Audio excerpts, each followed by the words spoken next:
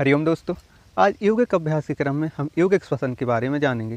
दोस्तों, योगिक श्वसन अर्थात हमारे पेट, हमारी छाती और हमारी गर्दन, इन तीनों को मिलाकर जो श्वसन की प्रक्रिया की जाती है एक लयबद्ध तरीके से, उसको योगिक श्वसन कहा जाता है। योगिक श्वसन में यह हमारे तीनों भाग शामिल होते हैं, परंतु इसकी प्रक्रिया क्या है, किस प्रकार से इसको करना है, इसमें किस प्रकार से होल्ड करना है, किस प्रकार से श्वास को छोड़ना है, यह भी जानना जरूरी है। सर्वप्रथम यह जानें कि जो व्यक्ति है या हम जो लोग हैं वह सामान्य श्वास प्रश्वास के दौरान कितनी श्वास अपने फेफड़ों में भरते हैं। वो फेफड़ों में श्वास भरने की जो हमारी क्षमता है या लेने की जो हमारी क्रिया है वह सिर्फ 500 ml है, बल्कि हमारे फेफड़ों की जो क्षमता है इससे कई गुना अधिक है। हम अपने फेफड़ों में 550 से 6 लीटर श्वास भर सकते हैं, परंतु हम लेते कितनी हैं, 500 ml अर्थात 500 ग्राम श्वास ही हम लेते हैं। जो व्यक्ति शारीरिक रूप से सक्रिय नहीं रहते हैं या जो शारीरिक रूप से मेहनत नहीं करते हैं, उनको अक्सर श्वसन संबंधी समस्याएं अधिक होती हैं। आप देखिए, जो व्यक्ति बैठे रहते हैं या फिर ऐसे कार्य करते हैं जिससे शारीरिक मेहनत नहीं होती है, यदि उनको सीढ़ियां चढ़ने के लिए छत पर कहा जाए तो वो सीढ़ियां नहीं चढ़ पाएंगे, उनकी श्वास फूलने लगेगी। यदि उनको जल्दी जल्दी या दौड़ लगाने के लिए 10 कदम कहा जाए तो वो उतने में ही थकावट का महसूस करने लगेंगे, उनको थकावट आ जाएगी।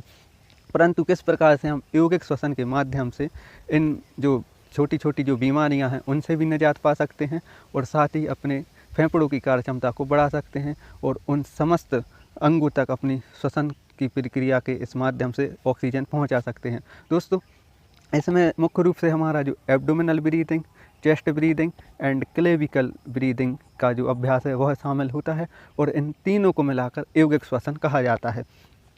तो योगिक श्वसन के माध्यम से हम अपनी बॉडी में ऑक्सीजन के लेवल को बढ़ा सकते हैं, हम अपनी बॉडी को डिटॉक्सीफाई कर सकते हैं, अर्थात बॉडी में या जो शरीर में विकार हैं उनसे मुक्त हो सकते हैं, शरीर की ऑक्सीजन को रिच कर सकते हैं, ब्लड को प्योर कर सकते हैं, मन को एकाग्र कर सकते हैं, तनाव पर कंट्रोल पा सकते हैं और साथ ही शरीर के जितने तंत्र हैं उनमें एक समन्वय स्थापित कर सकते हैं, अर्थात जो उनके कार्य करने की क्षमता है वह किस प्रकार एक समन्वित रूप से वह कार्य कर सकते हैं, इसकी क्षमता में भी हम वृद्धि कर सकते हैं। तो किस प्रकार से योगिक ब्रीदिंग करना है, अब हम उसकी विधि जानते हैं। आप किसी भी एक आसन में बैठ जाइए, कमर गर्दन को सीधा रखेंगे। सर्वप्रथम इसमें जो हम अभ्यास करेंगे वो करेंगे एब्डोमिनल ब्रीदिंग, अर्थात जब हम श्वास भरेंगे तो हमारा जो पेट है वह फूलना चाहिए और जब श्वास छोड़ेंगे तो पेट अंदर की ओर जाना चाहिए, अर्थात पेट का एक्सपेंड होना, कॉन्ट्रैक्ट होना। अर्थात जब हम श्वास ने ली तो ऐसा हमें एक हाथ रखना है और उसको अनुभव करना है कि पेट हमारा बाहर की ओर आ रहा है श्वास भरते समय, और जब हम श्वास छोड़ रहे हैं तो पेट अंदर की ओर जा रहा है।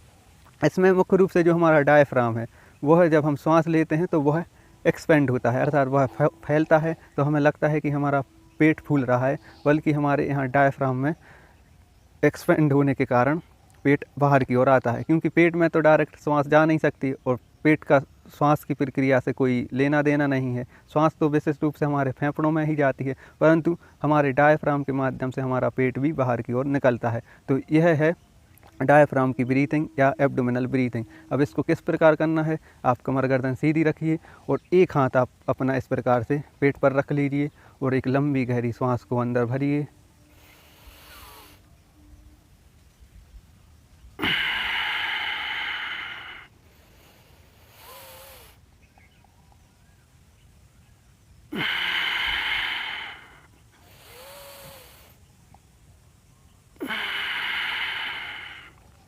तो इस प्रकार से आप लयबद्ध तरीके से इस श्वसन की प्रक्रिया को कीजिए। श्वास भरेंगे, पेट बाहर निकलेगा, श्वास छोड़ेंगे, पेट अंदर की ओर जाएगा। इसके बाद जो दूसरा अभ्यास है चेस्ट ब्रीदिंग, एक हाथ चेस्ट पर रखिए, श्वास भरिए और चेस्ट को एक्सपेंड कीजिए इस प्रकार।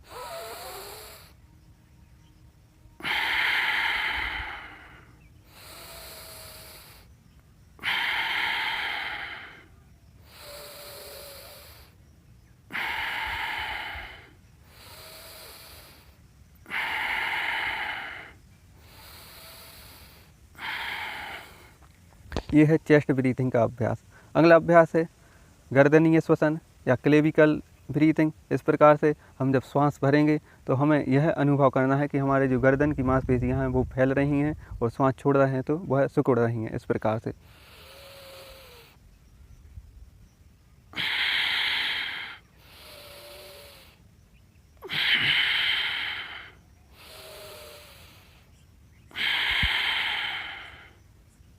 तो यह है क्लेविकल ब्रीदिंग। तो इस प्रकार से आप abdominal breathing, chest breathing and clavicle breathing in तीनों को साथ में करने का अभ्यास कीजिए। जब यह तीनों प्रक्रियाएं साथ में होंगी तो यह यौगिक ब्रीदिंग के अभ्यास के क्रम में आ जाएगा। अब इसको किस प्रकार करना है, आप सर्वप्रथम एब्डोमिनल ब्रीदिंग कीजिए।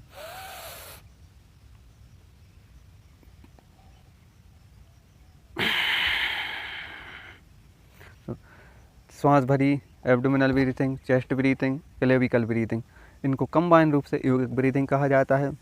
आप इसको एक लयबद्ध तरीके से अभ्यास कीजिए, इसका आपको ज़रूर फ़ायदा होगा।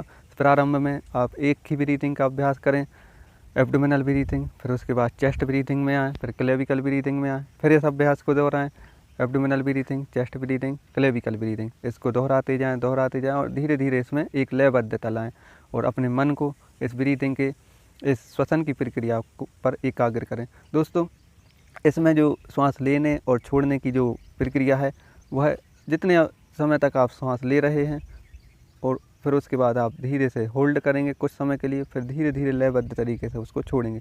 होल्ड करने का यह कारण है कि जब हम श्वास होल्ड करते हैं तो जो हमारा चेस्ट है, हमारी जो एब्डोमिनल मसल है वो एक्सपेंड होती है। तो जो हमारा अंदर का स्ट्रक्चर है, चाहे वो हमारे लंग्स का स्ट्रक्चर हो या जो हमारे जो यहाँ रिप्स हैं उसका स्ट्रक्चर हो, वह एक्सपेंड होती हैं। तो ऑक्सीजन के दबाव के कारण वहाँ तक श्वास पहुँच जाती है जहाँ तक सामान्य रूप से श्वास नहीं पहुँच पाती है, और वो मसल भी एक्सपेंड होती हैं उस दबाव के कारण। तो यहाँ बहुत तेज़ी से ऑक्सीजन और कार्बन डाइऑक्साइड के बीच एक्सचेंज होता है। तो वह ब्लड वेसल तक वो ऑक्सीजन पहुँच जाती है और वहाँ से कार्बन डाइऑक्साइड बाहर निकल जाती है। तो होल्ड करने का हमें यह फ़ायदा है और वह सभी एल्वोलाई सक्रिय हो जाती हैं जहाँ तक श्वास नहीं पहुँच पाती है, तो वह एक्टिव होकर अलाइव हो जाती हैं, जीवित हो जाती हैं। तो इस प्रकार से आप यौगिक अभ्यास का अभ्यास करें, यौगिक ब्रीथिंग का अभ्यास करें, यह ज़रूर आपके लिए फ़ायदेमंद होगा। हरिओम।